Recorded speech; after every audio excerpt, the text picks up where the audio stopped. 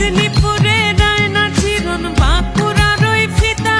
আর যতন করে বাঁধলি মাথা তাও দেবা কাশিথা